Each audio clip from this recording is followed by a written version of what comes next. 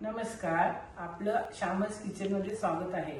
आज मी आपल्याला गोड शंकरपाळी करायची रेसिपी दाखवत आहे।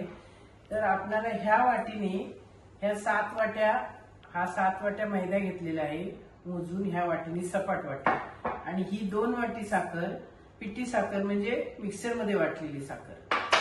तर आपण आधी मैदा ह्याच्यामध्ये परातीमध्ये घालू। हा 7 वाटी मैदा,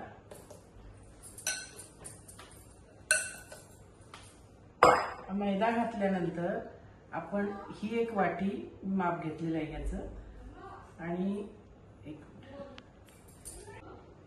ही 1 वाटी साखर मी ह्याच्यात घातलेली आहे। अजून ही 1 वाटी अशी आपण प्लेन करून घ्यायची।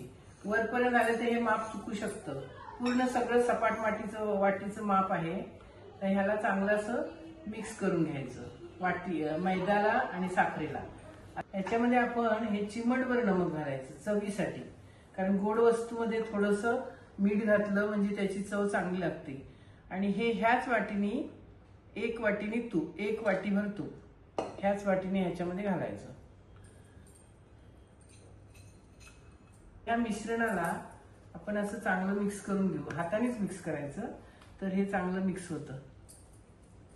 बंद कर, तेवढंच ते।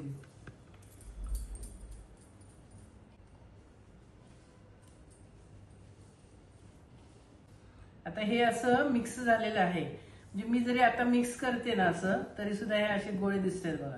हे असं झालं पाहिजे। हे प्रमाण अगदी योग्य आहे। अशा प्रमाणात केलं तर तुमची शंकरपाळी चांगली होईल। आता ह्याच्यामध्ये मी हे 1 वाटी पाणी घेतलेलं आहे, पण आपण हे थोडं थोडं करूनच घालायचं। साखर असल्यामुळे त्याला पाणी सुटतं, तर पाणी जितकं लागेल तेवढंच घालायचं। बंद कर।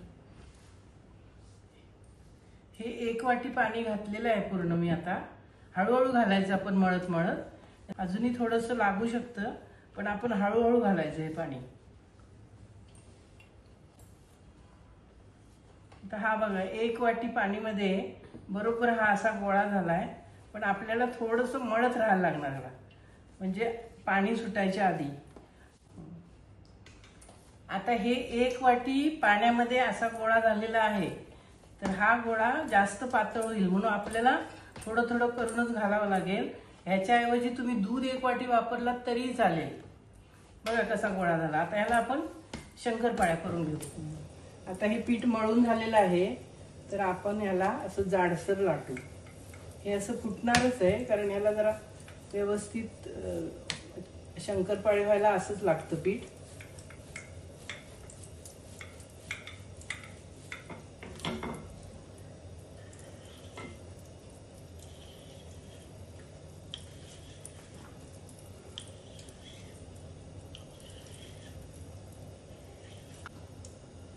आता हे आपण लाटून कट केलेलं आहे, तर ह्याला असं काढून घ्यायची शंकरपाळ्या। बस, बंद कर। आता हे एका गोळ्याचं कटिंग मी केलेलं आहे शंकरपाळीचं। आता हा दुसरा गोळा करून घेऊ आपण।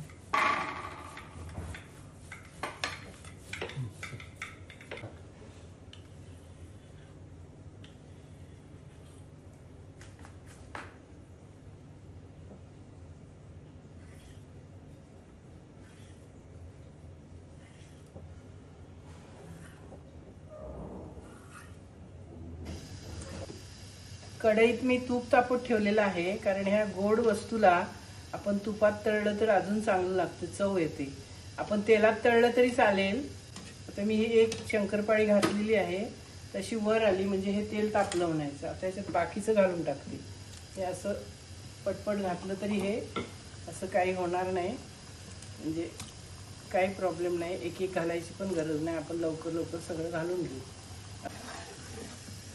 थोड्या तळल्या गेल्या ह्या, थोडा वेळ। ह्याचा कसा कलर बदलला, पिंकिश कलर आला मला। अजून थोडंसं आपण करून घेऊ, छान खमंग खुसखुशीत शंकरपाळ्या होणार आहेत। ह्या शंकरपाळ्या तयार झालेल्या आहेत, तर ह्या मी सगळ्या काढून घेते। तर छान कलर आलेला आहे याला, मस्त खुसखुशीत शंकरपाळी। आता ह्याच्यात मी पुन्हा थोड्या कट केलेल्या शंकरपाळ्या घालते। आपल्याला अशा एकदम जरी घातल्या आपण ह्या अशा तरी काही प्रॉब्लेम नाही, ह्या चिकटत नाहीत किंवा काही नाही, असं सुटतं आपोआप, एकामेकाला सोडतात त्या. हे बघा मी सगळ्या एके ठिकाणी जरी मुठभर घातल्या तरी ह्या अशा वेगळ्या झालेल्या आहेत. त्याला आपण हलवत राहायचं, म्हणजे कसं सगळ्या बाजूने त्याला हीट लागते. असं आपण घालून असंच ठेवलं ना तर खालच्या बाजून त्या जळल्यासारख्या होतात. असं हलवत राहायचं छान कलर येईपर्यंत. आता याला छान गुलाबी कलर आलेला आहे, हे होतच आलेलं आहे, पण थोडंसं करू. आता हे कसं समजायचं आपण, हे बघा याचा जो तेलाचा फेस असतो ना तो कमी होतो. याचाच अर्थ काय की शंकरपाळ्यातलं पाणी कमी होतं आणि शंकरपाळी तयार होते. मी आता शंकरपाळी झालेली आहे ते मी काढून घेते. असं छान कलर होतो आणि आपल्याला तेल जे आहे ना ते असं म्हणजे फेस आल्यासारखं दिसत नाही, एकदम प्लेन होतं ते तेल.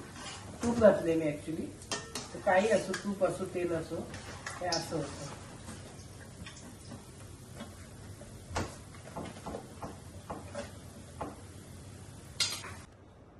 आपल्या शंकरपाळ्या तयार झालेल्या आहेत, मस्त खुसखुशीत आणि खमंग आहेत. तुम्हाला मी दाखवते, हे बघा कसं लेअर आले त्याला. तर याला तोडूनही दाखवते तुम्हाला, किती छान खुसखुशीत आणि कुरकुरीत मस्त. ते ह्या तुम्ही जरूर करून बघा. आपणास आवडल्यावर लाईक करा आणि सबस्क्राईब करा.